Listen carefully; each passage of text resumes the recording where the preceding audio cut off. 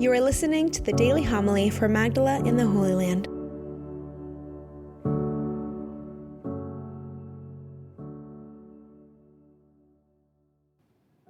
A procession with the body of a dead man being taken to burial. And he was the son, the only child of a widow.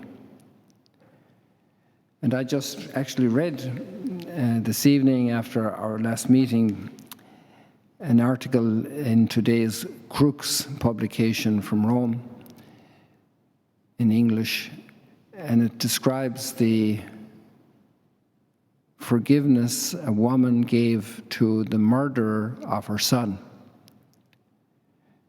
when he was captured. And this was very moving.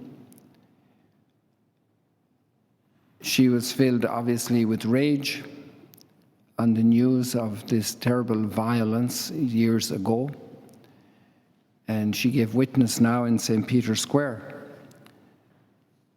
Recently, I'm not sure which day this was, but very recently.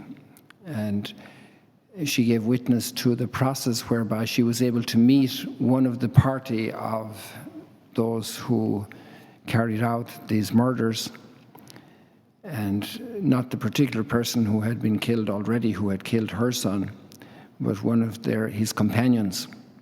And they had conversations. And this happened in Syria a few years ago.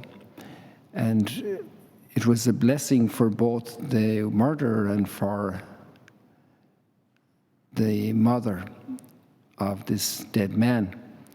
And in a certain sense, there are some little parallels. It's a mother with a dead son. In this case, because it was a murder and not just a death by illness, which in itself is very sad, but in a way it was an amazing act of hatred that assaulted her own life of peace and her own mind and heart and soul. And in this encounter, she came back to life in her mind and heart and soul. And there is a lot of grace available from God. In the line of the psalm, it says, "Of mercy and judgment I will sing. To you, O Lord, I will sing praise. I will persevere in the way of integrity. When will you come to me?" And obviously, she was in a state of consternation also in her prayer life with God when she received the news of her son's death.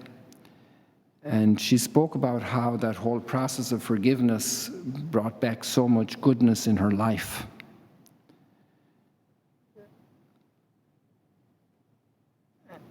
Here we have this word of God that there is resurrection. A dead man can come back to life.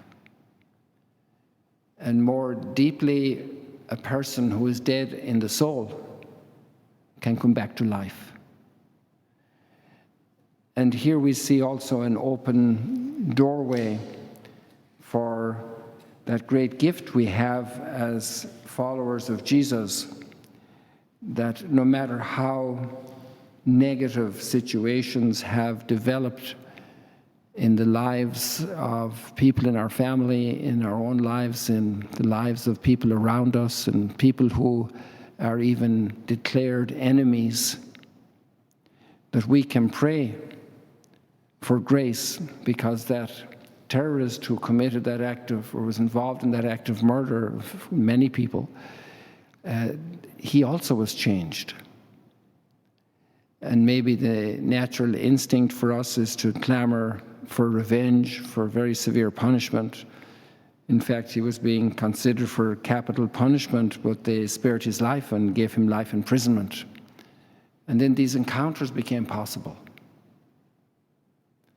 And grace could flow. What an amazing reality. She had a very troubled interior household, you could say, in her heart and mind and soul after this murder. and she was able, with God's grace, to bring her house in order. Today, in the reading of the letter to Timothy, we see how the early church is already developing from the New Testament evidence the different roles of service in the church.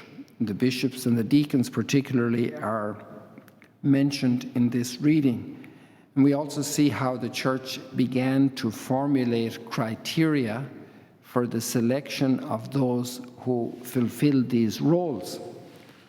And one of the primary conditions is that they have interior control of their household, which is their family. But an angry person cannot control their household. They will have outbursts of anger. They will be sources of disruption in their family. An alcoholic parent, it's a great scourge to have that affliction, but will not be a source of peace always in the family. There will be major pieces missing in the equation. And so to become master of our own household, interior in our heart, our mind, our soul, master of our own household, being a source of peace and order and fairness and respect and more than respect, love for every family member. And to bring that then into the service where God calls us to serve in the world. Thank you for joining us today. If you want to learn more about Magdala, follow us on YouTube and on Facebook.